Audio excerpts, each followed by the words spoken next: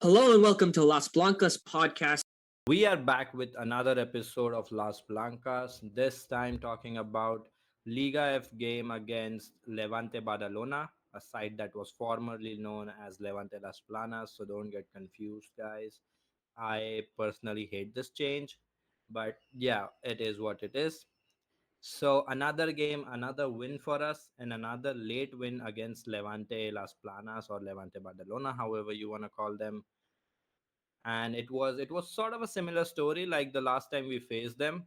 An interesting game, some interesting talking points. Once again, lineup changes and some changes in the second half that actually got us to playing good football. So yeah, we will break it all down for you.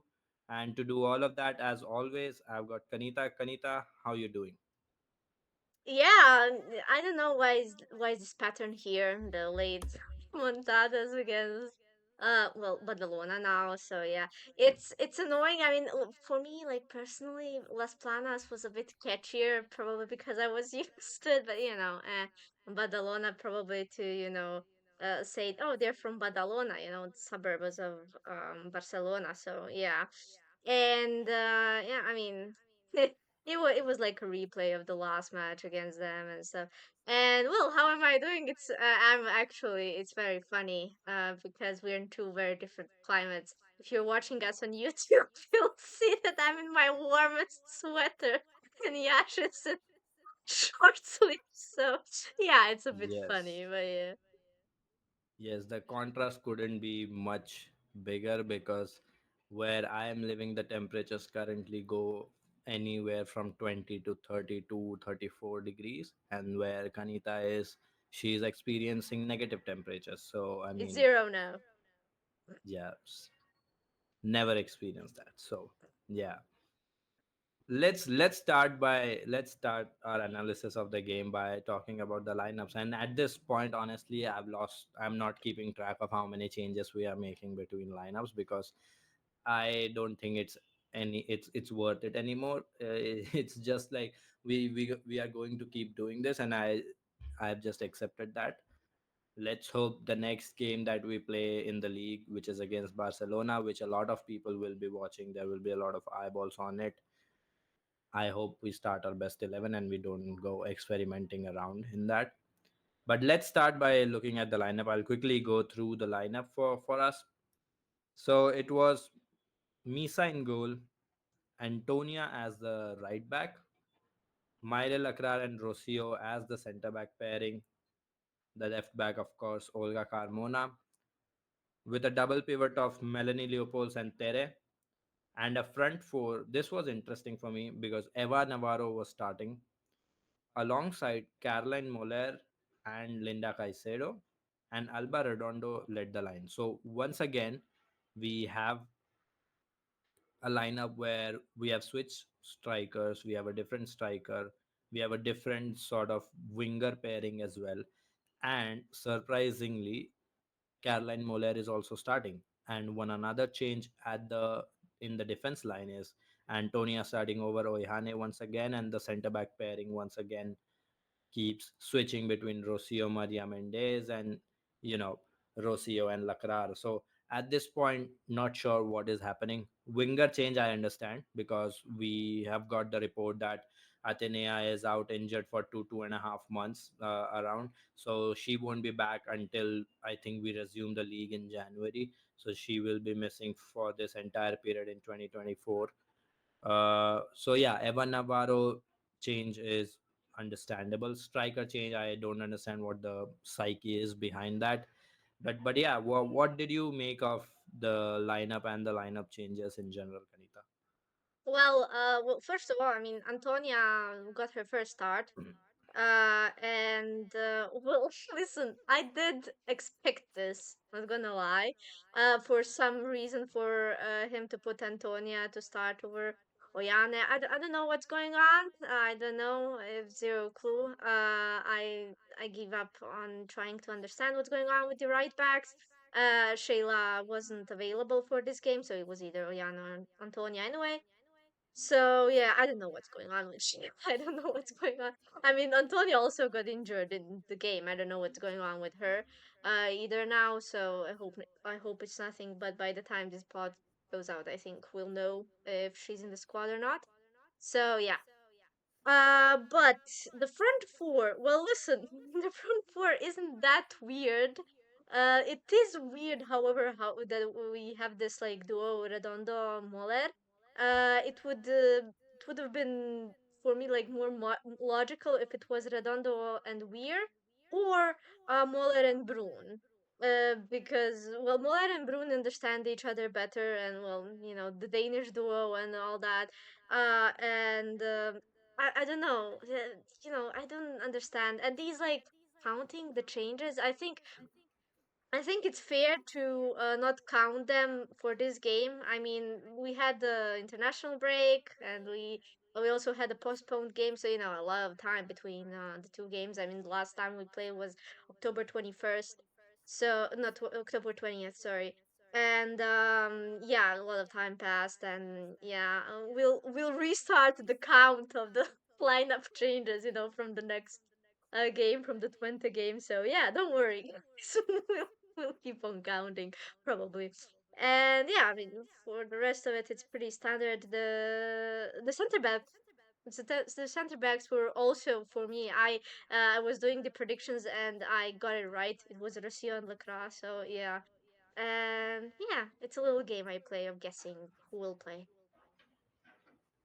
Yeah, and I think there should be a award for guessing the lineups right at this point for Real Madrid, because we keep switching so much. We are not sure who is going to start the next game. So yeah, I mean, let's see what happens. We have, after this, we have a game against Twente in the Champions League, which I think we will be rotating a bit against, or we ideally should be. And then we have the big one against Barcelona. So let's see what happens in that. But yeah, talking about the game, I think the game finished 1-3, right? And let's start by talking about the goal that we conceded, and then we will talk about the goals that we managed to score. And I think the thing is, we only started playing good football towards the second half.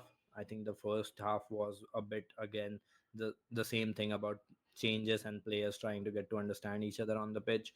So there was that bit. But let's start by talking about the goal that we conceded, right? And it was all too familiar of a story, right? Like another set piece.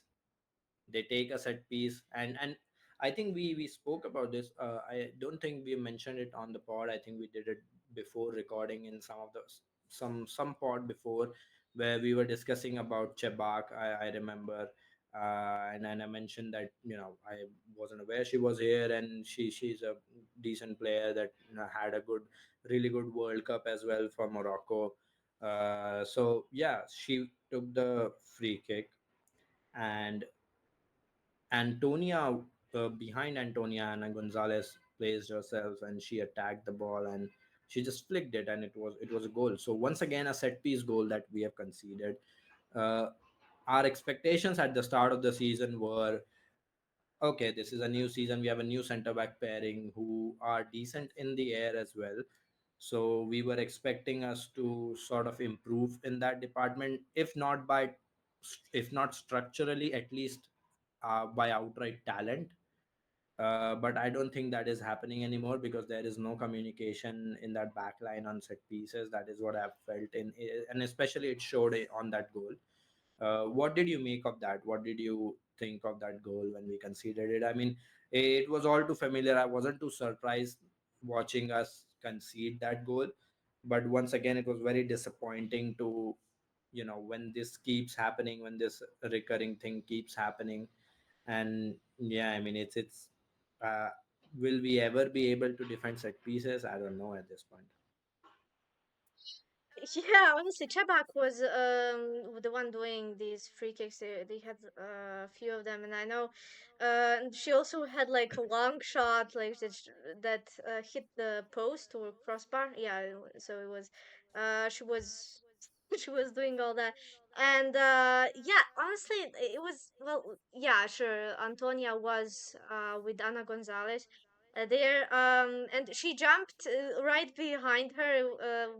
Behind Ana was Tere, so it was basically like two on one situation, and we still had that the player got the ball and scored it, so that's great, you know.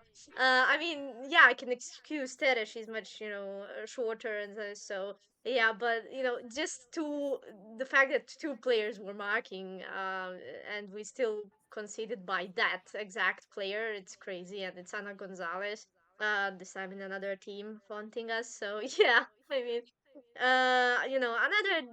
another day, another conceded set piece. I don't know, like you said, I don't know if this will ever change. I don't know what's going on, but yeah, it's like a pattern, and And the funny thing is, I was checking Ana Gonzalez's height. She's 161 apparently. Not sure if that is correct. She is 161. A player who is 161 centimeters tall scoring against you between two players. You know what the most disappointing thing for me in that goal was is that nobody applied pressure on her. Like Tere should have. I get it. You lose the aerial duel, that's fine. But at least if you apply pressure, you put her off balance and you don't allow her to get that clean contact that she wanted to, and that helps your case. That helps her not being able to put the ball on target, right? And I think that is what we need to be at least be doing. Like if it's okay if you lose the aerial duel, that's fine. But if you can put pressure on the opposition and win the second ball at least, I think that's a win-win for us. But that did not happen.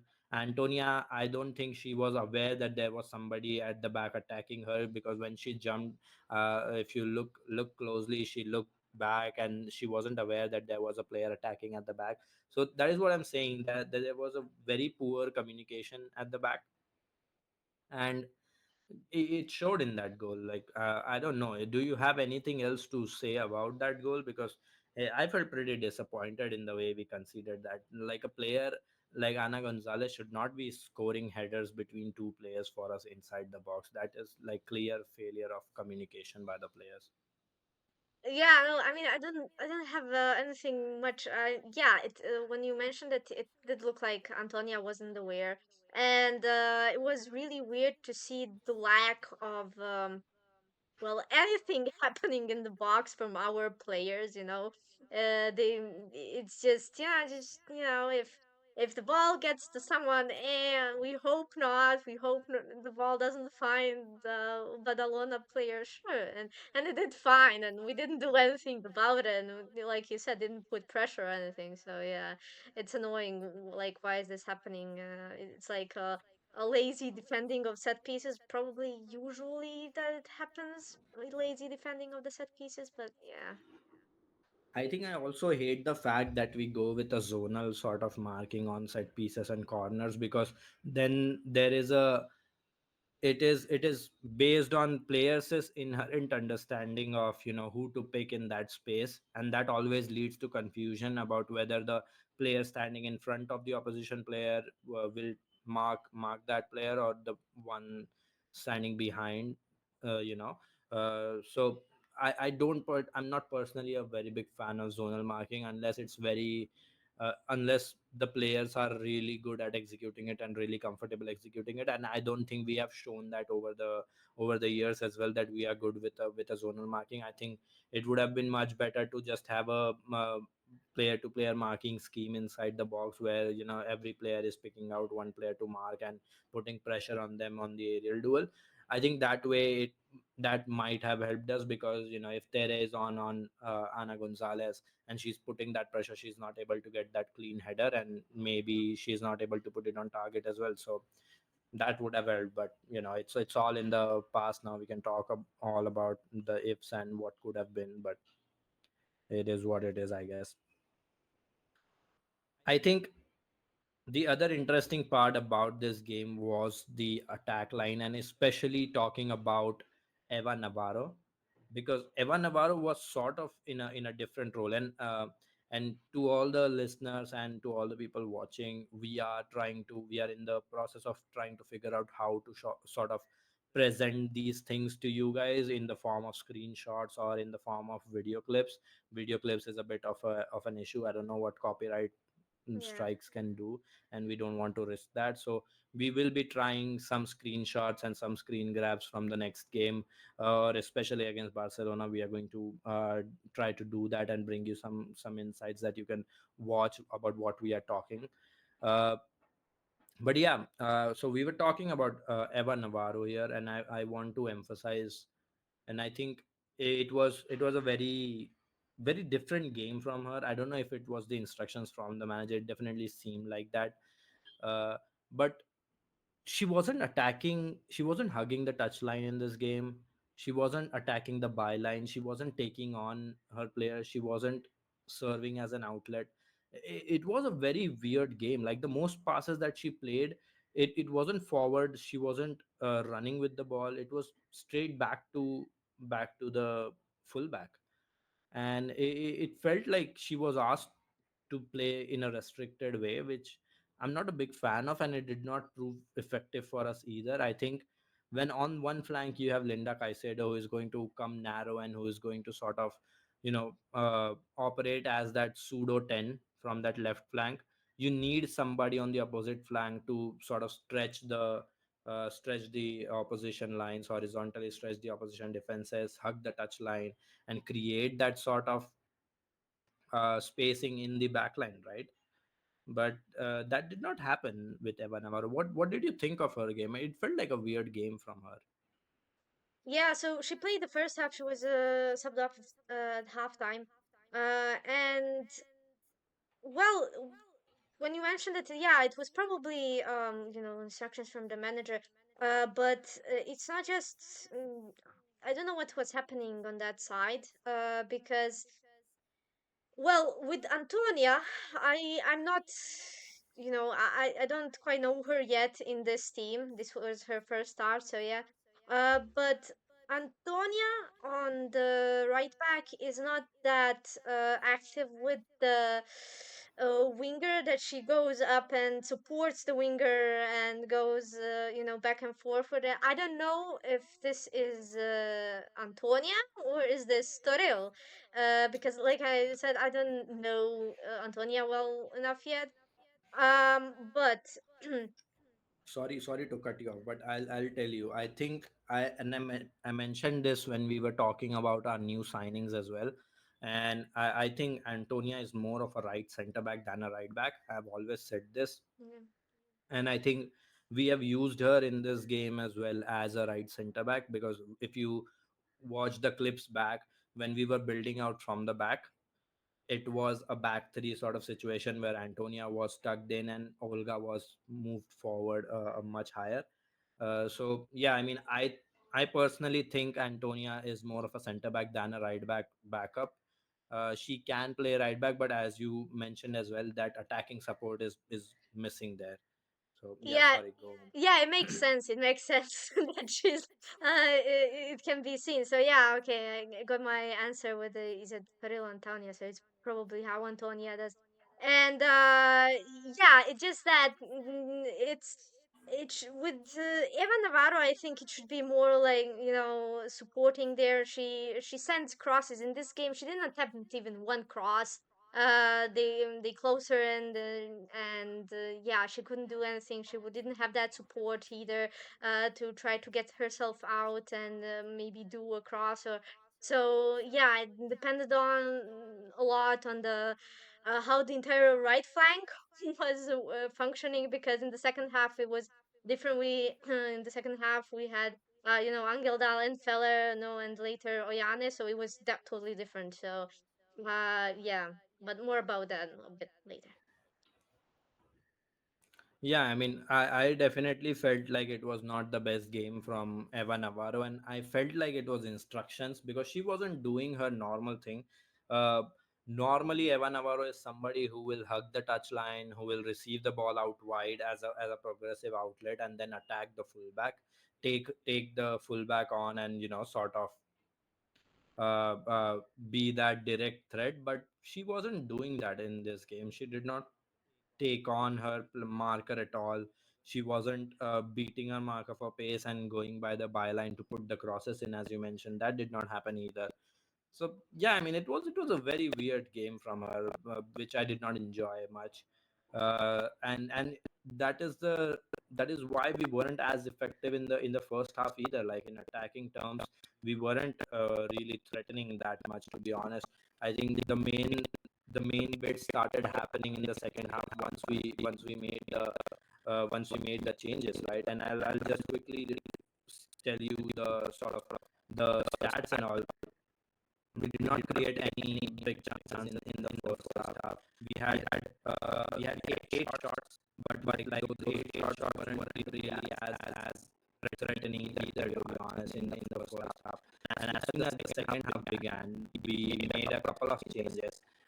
We brought on First of all, we brought on Caroline Weir, and we brought on Naomi Feller, and I mean we also took off Tere, but I don't understand why that was the case. But all right, that was the third change that happened at halftime.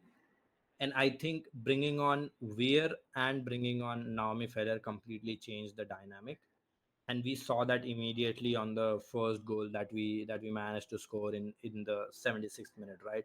The goal started happening after we made another sub, which was intentional and not injury related. The goal started happening after Senior Brune came on the pitch, right? So we were playing with a front four of Senior Brune, Alba Redondo, Caroline Weir, and Naomi Feller, with Alba Redondo playing on the left flank now, and Senior Brune playing as the striker. We are in the number 10, and Naomi Feller as the right winger. The first goal. Let's talk about the equalizing goal. Olga takes a puts in a cross from the left flank at the far post, and who is attacking the cross? It's Naomi Feller, and that is what we get different from Naomi Feller.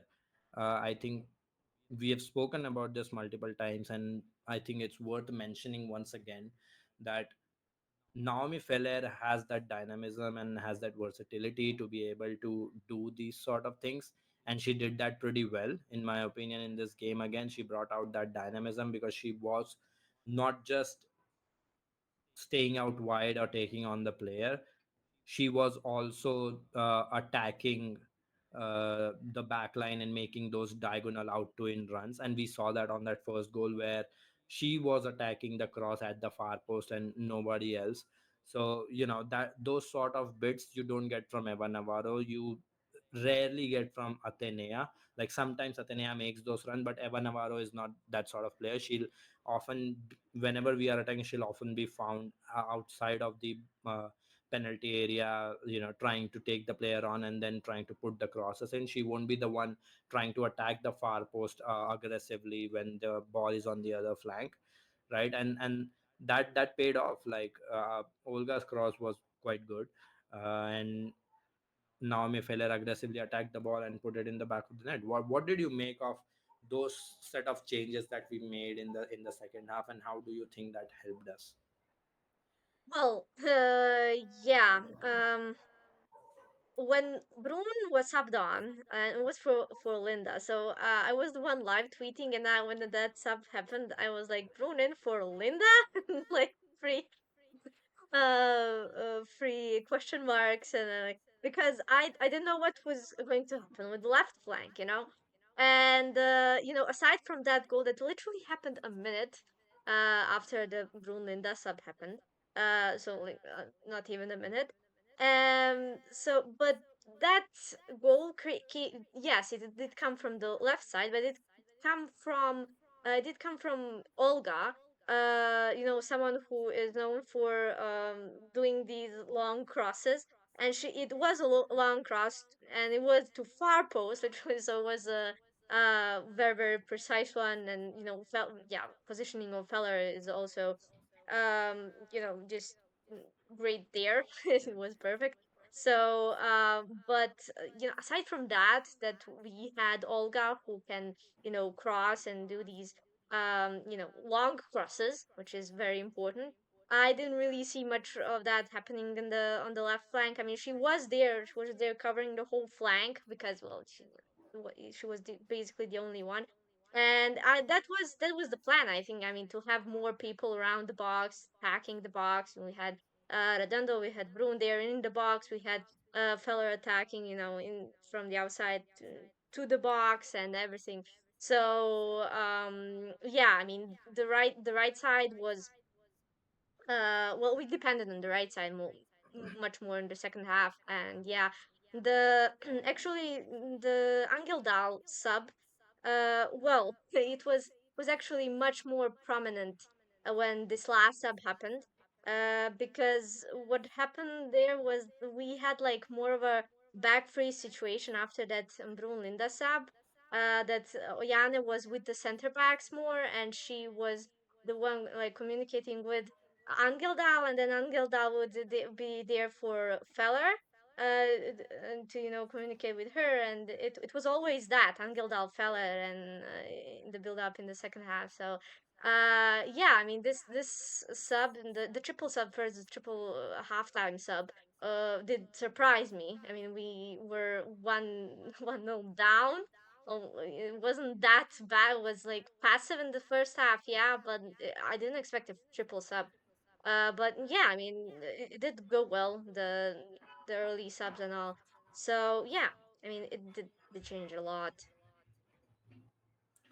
And the fact that you mentioned Feller being involved in the build up as well, along with along with Angeldal, I think that is important because that was another thing that Eva Navarro was not able to do in this game. She was pretty isolated. If you look at the average position map of the team in the first half as well, there are connections between everybody, but Eva Navarro does not have uh, passing links with anyone apart from the fullback, and she was pretty isolated on the right flank with nobody trying to build via that, because Antonia is not attacking.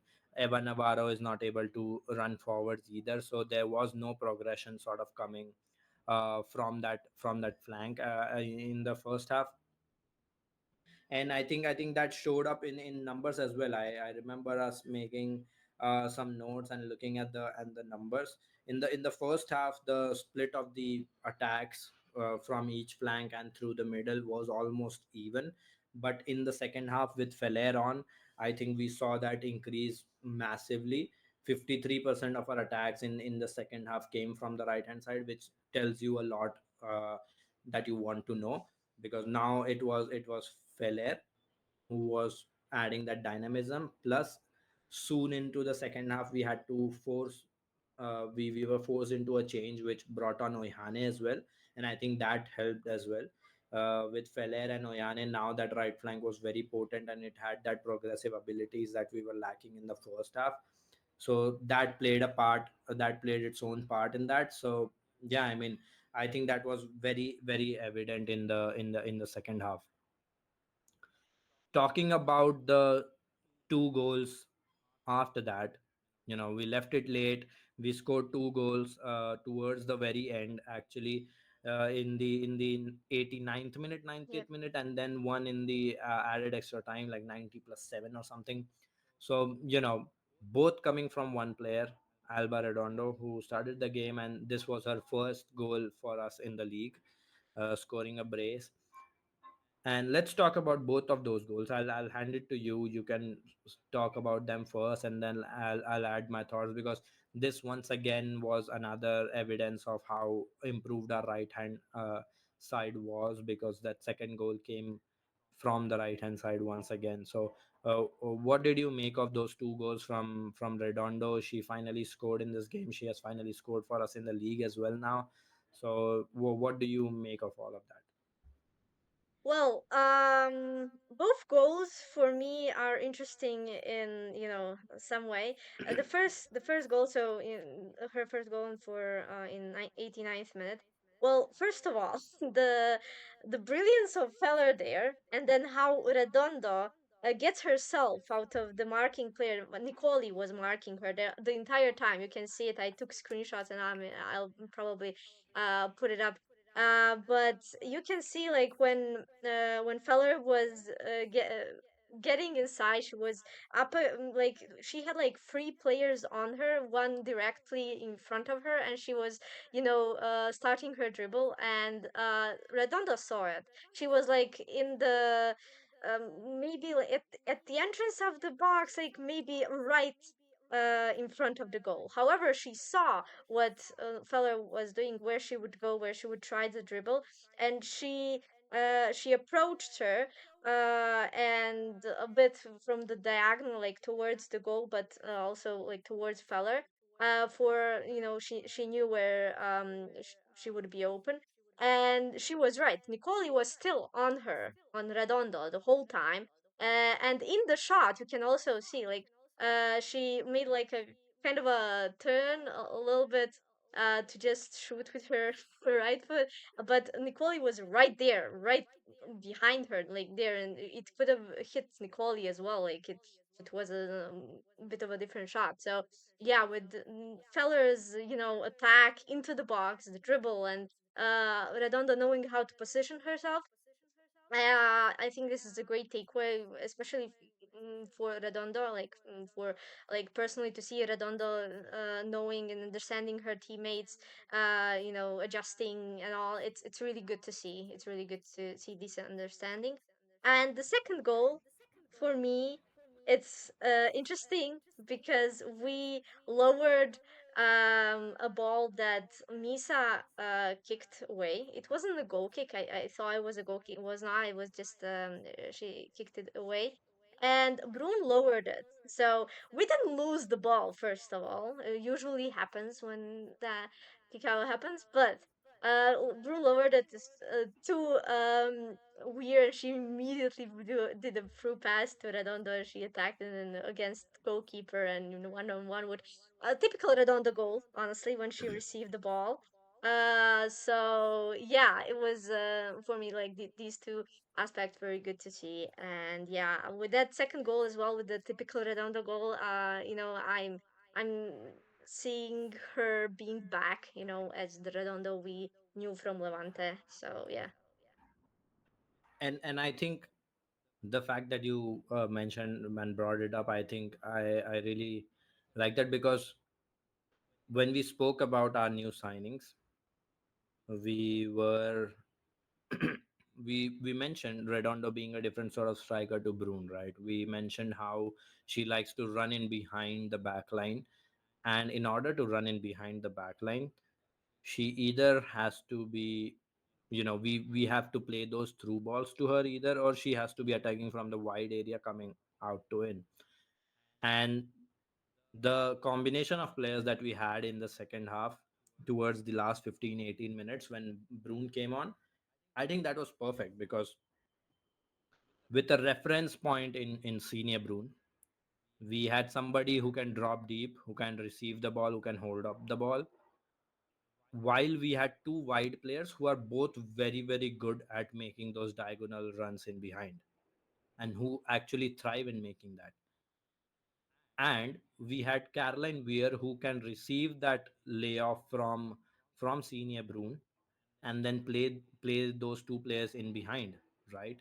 So it was sort of a really, really good attacking setup at that moment. We had two really good players. It was late in the game, so the opposition have tired legs, so we have that advantage as well, that even a slight advantage or slight uh, edge in the acceleration will give us a big benefit, right? And we saw that in the second goal that you talked about. I think it was all about Redondo's finishing and Redondo's positioning, plus also about how Feller has added that bit of dynamism over Eva Navarro in the first half. I think that was once again a very good proof of that. The third goal actually was my favorite. Like, Redondo's second was my favorite from this game, because it was such a smooth move. It was out of a textbook. You play the ball long, your big bulky striker holds it off, It lays it off to your nimble-footed attacking midfielder who has two wide players ready to make that out to in run, and they are doing that, and they get picked out first time by your attacking midfielder. I think that was a perfect move. It was executed really well, and when Redondo runs with the ball at that pace 1v1 with the goalkeeper, I think that is when I am the most confident about her being able to sort of finish it, because that is how she managed to score those 30 goals in the league a couple seasons back, and that is her strength, right? Like the duo attacking duo of Mayra Ramirez and Alba Redondo at Levante a couple of seasons back thrived on that, thrived on doing that, thrived on running with the ball at the back line, thrived on running in behind the back line as well. And I think we should be looking to sort of provide her that platform as well. And instead of starting her as the lone striker where our strategy is to cross the ball, and while she can head the ball, I don't think she is the best in the aerial department, to be honest. Like when you have Brune as the alternative for an aerial target, I don't think Redondo comes close to that. But Redondo could be very useful in these sort of situations where, later on in the game, or like for the final 30 minutes, or if you want to start her with somebody as the reference point. Start maybe Caroline Moller if you want to bench Brune.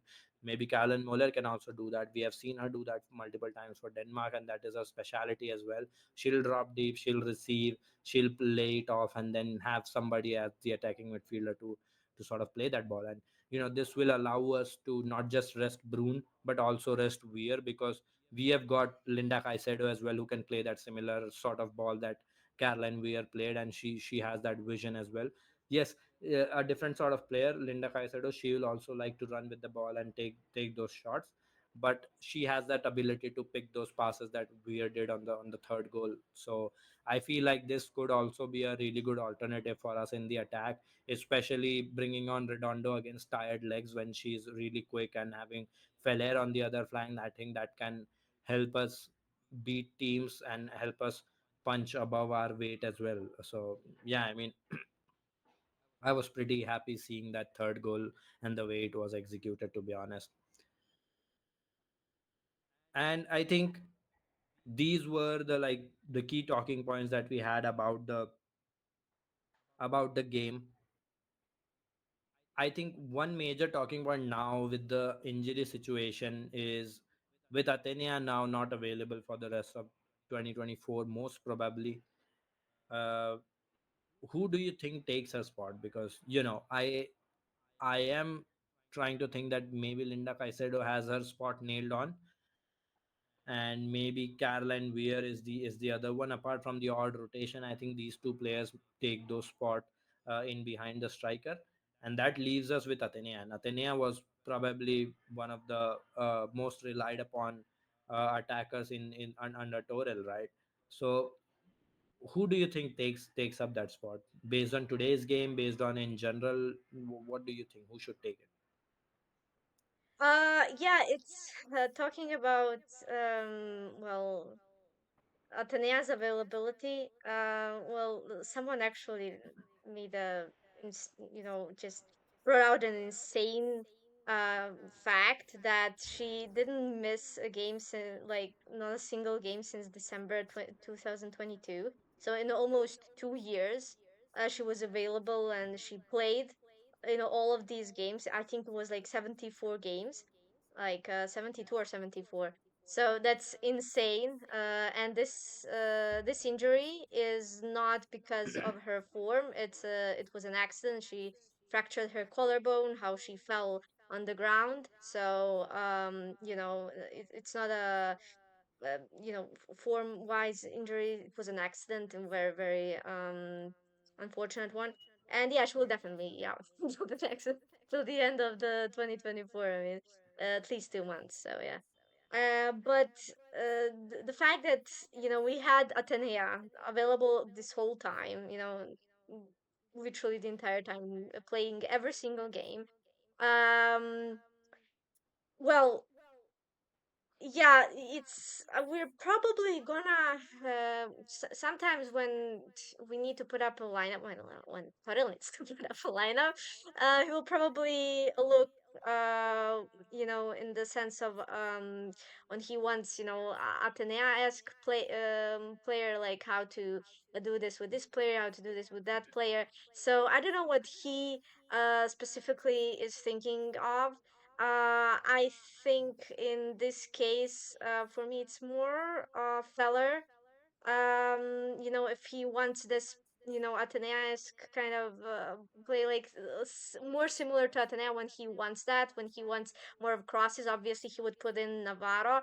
Like more of a wider area, and yeah, I don't know. I mean, for me it's Feller in most cases. Maybe sometimes in some games, maybe this might come off as weird, but I would go for Navarro in games like El Clasico, where we won't really be getting into the box a lot. We have to attack from long. I mean, sure, Olga can send from the left, but I would also like to see Navarro, how she does that there. Later on we could put on Feller for fresh legs and for her to try it like she does, directly attacking into it. But yeah, I think like for El Clasico or something, it's more like this indirect sort of things, like these crosses and all of them that very skilled crossers in our team has have to make. So yeah. But usually it's Feller from the start. I think this game proved that, and yeah, she adds a lot of it. It also depends on how we do with the right flank, like we said, with Antonia, and then later on when Oyana came on and Angel Dal, and that whole thing, how the right flank worked with the filler. So that also makes a lot of difference on how he puts up the lineup. But yeah. Okay, so that brings us to the end of the discussion about the game. There was also a player who reached a milestone with us, Rocío, who played her 100th game with us. And when you look back and when you think about it, it's obviously like it's always surprising to me when these players reach 100 appearances, because you look back and you don't even realize that it has been that many games. Like how these milestones are piling up, like 158 for Tere, 158 for Olga, 100 for Rocio. Like these players have been here for a while, and hitting those milestones is always special for them. But yeah, I mean, Rocio, when she came in earlier, she was behind Ivana and Kathleen. Then she was preferred over Ivana sometimes. She was preferred over Kathleen sometimes. There was a brief period of time where Rocio and Ivana were our two center backs, and they would start the game, and they were the first choice. Then this season, at the start, it seemed like Rocio has fallen down in the pecking order, with Lacrar and Maria Mendez being the preferred choice. But now she's back, and she seems to be the one that is preferred, while the other two keeps rotating. So it's not been a straightforward journey for her in this 100 appearances. I don't think at any point her place was not contested, or anything. She has always had to had competition, and from good players at times. Her performances sometimes have been really good, like when she was with Ivana in the season before. I think she was really good. Then she has had some ups and downs as well. I think her form has taken a dip sometimes, and she hasn't looked that well. And we know that she's not the quickest on recovery. So playing a sort of an aggressive backline with her in the backline hasn't really worked out at times. But overall, when you look back, you obviously remember the good things. Like sometimes uh, those things overpower it, because she has been here for a while now, and she has contributed to the team's progress as well. She has seen the team grow. So yeah, I mean, pretty stoked for her, pretty stoked to have another player who has been here with us for a very long time now. Yeah, what do you think of Rocio's time at Madrid so far. Yeah, which you said that it's crazy how when these milestones happen, it's always special. And I always have to remind myself it's been like 4 full years. This is the fifth year. Like in my eyes, this team is still a baby, a toddler, and it's going to start school next year. So yeah.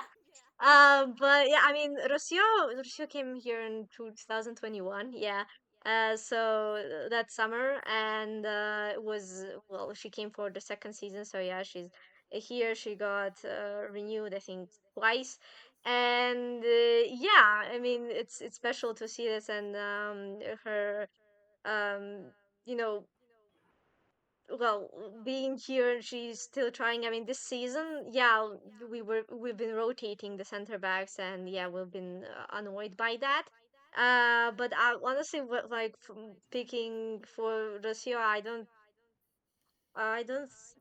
think like there was anything, concerning. I think she's been doing pretty decent this season. I mean, a decent, nothing worrisome to note, and I think that's good. I mean, especially because we've been literally rotating the center backs, no consistency at all, and it's she's holding up well, and there were ups and downs during these years, and yeah, there were, like you said, times when he had only two center backs, had to rely, and did well as well. So yeah, it's been a it's been a road, and it's very special to see another player, and this time I think this is the first time, yeah, probably the first time that that it happened, that a player that joined us in the second season reached the milestone. If I'm correct, I'm not sure. I don't remember anyone who joined after the first season, like, that reached the milestone. So I don't know, like, it's crazy. It's crazy to think about this baby team. So yeah. Yeah, and I mean that underlines her availability as well, and the amount of times we have relied on her, how she has been a constant throughout. There was also a phase I remember where she was scoring a lot of goals. She was our main target on attacking set pieces. So that was fun. Sonosa. So yeah, it Sonosa was. Rosia. Yeah, it was a it's been a while. It's been a long road, as you mentioned. So yeah, I mean, pretty happy for her. And yeah, I guess we'll see her a lot more, because it definitely looks like she has earned her spot in the starting lineup, and is probably one of the fixed center backs that we have, with the other one rotating. So yeah, let's see what's in store for us for the rest of the season. But yeah, I think that is about it for the talk of the game. Now, the most important part about the game, the MVP. Who was your MVP of the game? Well, I mean, it's probably easy. Feller for me, she completely changed the game. We discussed the whole thing, how the right flank depended on her, and the two goals she had, two direct goal contributions, a goal and an assist. And yeah, I mean, for me, Feller without a doubt. Yeah, I would agree as well. I think Feller was the game changer here. She came in, she brought that directness. She was the progressive outlet. She was making those out to in runs as well. So everything I think she did on the pitch was effective, and that is what Naomi Feller is all about. Basically, like, she is really good at making every single action of her has a purpose, and leads to something more productive, which is really really good. And she contributes a lot defensively as well. So she's an absolute asset to have in the team. So yeah, it has to be Naomi Ferrer in this game. But yeah, I think that brings us to the end of the pod. uh Anything else that you would like to add about this game, or can we wrap it up? Yeah, yeah, actually one small thing. Well, kind of one and a half. So, first of all, there were eight. yellow cards plus one for the Badalona coach, which was very funny. It was 4-4 in yellow cards. And also that electricity problem, like the lighting was very weird on the stadium. Like in the second half it got dark, and it's like they didn't have any lights. It was very dark, and barely anything could have been seen. So yeah, I mean, this is a professional league, guys, if you didn't Yeah, notice. We it didn't. So that was very very weird to watch as well. I was like, what is happening? Why aren't the floodlights on? What is going on in the stadium? And it was an artificial turf as well. It wasn't natural grass, so that is very injury prone. Like that makes the field very injury prone and dangerous to play on. So not a big fan of that. But yeah, I mean, I guess it is what it is. This is Liga F. It is not football. It's Liga F. I guess it's not normal what the stuff that you see here in this league. So yeah, I think that is pretty much it about the game. Then um, we will be back with another pod. And the next one is in the Champions League. We are back playing in the Champions League against 20 this time. Hopefully we manage to win and yeah, score some goals, get that goal difference up a little bit. So yeah, let's see what do we have in store for us. What lineup do we put out? Do we think about the Barcelona game at all in that game and put out a rotated lineup once again, because that Barcelona game is coming on the weekend, so that will be a big one. And yeah, let's see what we have in store for the next one. And until that, Ala Madrid. Ala Madrid.